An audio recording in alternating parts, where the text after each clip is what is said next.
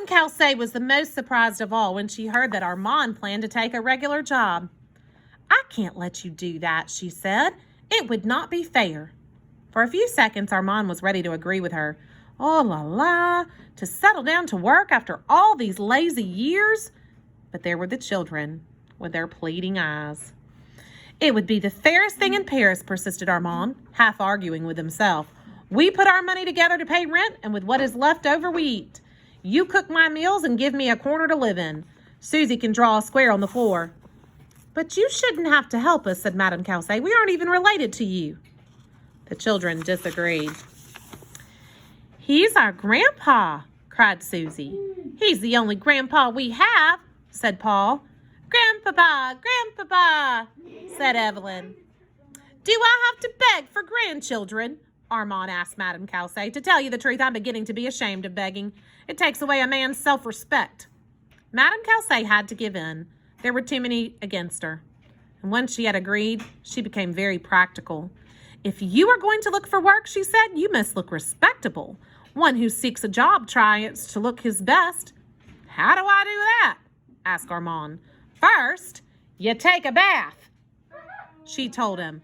"A bath?" exclaimed Armand. "At this time of the year?"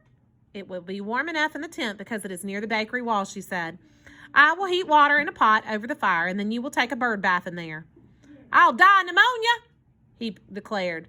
"You will be a new man," she promised. Even while he made excuse after excuse, she built up the fire and brought water from the street hydrant. "There now," she said, when the water was boiling. "It is time for you to use that pink soap. I didn't give it to you to eat." So Armand carried the water into the tent, fussing all the while. "Come, Jojo," he called the dog. "You can chase the soap when it slips out of my hands." "And throw your clothes out," called Madame Calcé after him. "Susie and I will sponge the spots, and I will mend the holes and tears." She went to work on Armand's old clothes, and she hung them on the fence and beat them. She and Susie sponged the stains and spots as best they could. Evelyn made herself busy brushing his warm beret. "And he can wear that other pair of shoes in his buggy," said Paul. "The gypsies and I mended the soles with copper to surprise him." They could hear moans and groans coming from the tent, and then they heard Jojo howling.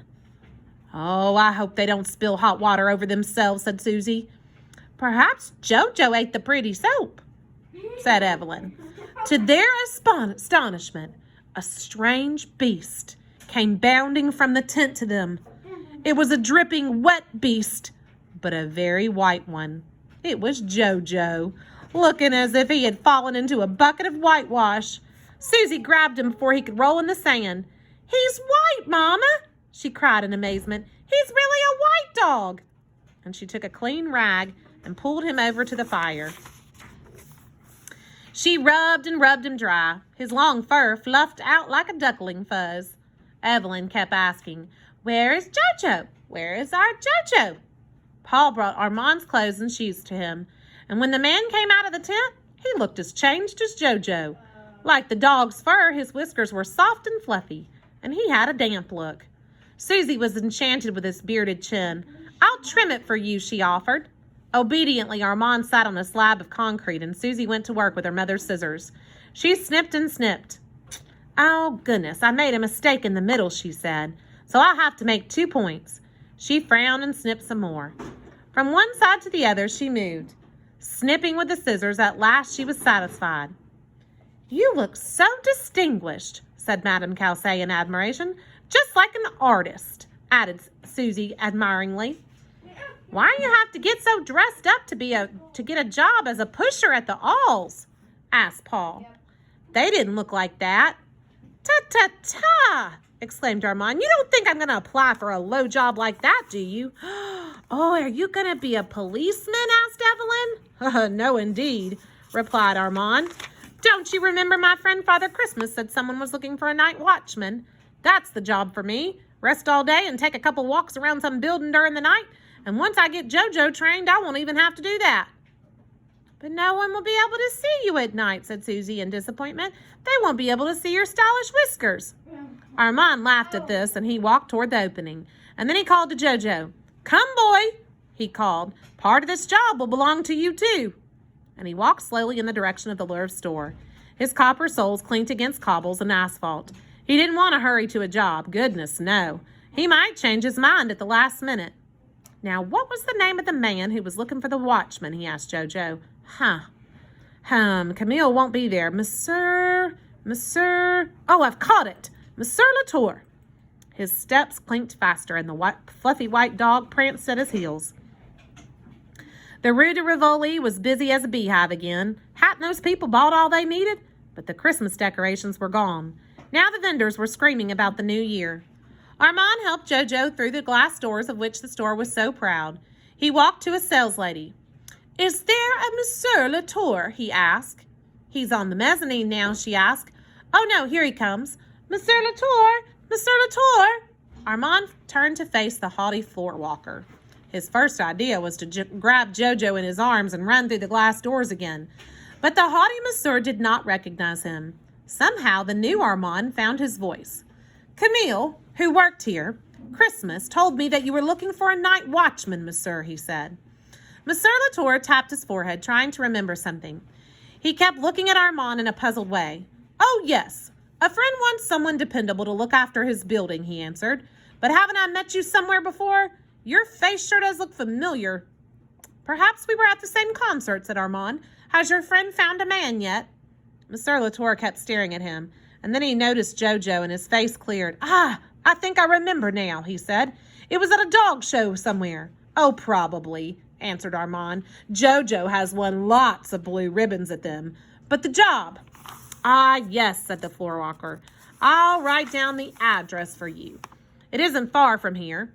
And as for Monsieur Bruneau, he took a small folded bag from the counter and wrote the address with a flourish. He handed it to Armand. Just off the Rue de l'Opera, he said. Armand pocketed the bag and hurried out of the store before the floor walker's memory could improve. He crossed the street and went through the arcades of the Théâtre Français with its grimy walls and pillars. He looked at the square with sycamore trees where Bear and the two fountains dry. It will be a nice place for me to loaf on spring days, he said to Jojo. Already he could see green trees and hear the splashing of the fountains. A woman wearing a fur coat and a feather hat came parading down the Rue de l'Opera with a black poodle. The poodle wore a green plaid coat and fur-topped booties. It stopped to sniff at Jojo as if he said, Haven't we had some dog show? But the woman jerked at its leash. Armand strolled down the Rue de l'Opera with such dignity that his shoes scarcely made a sound.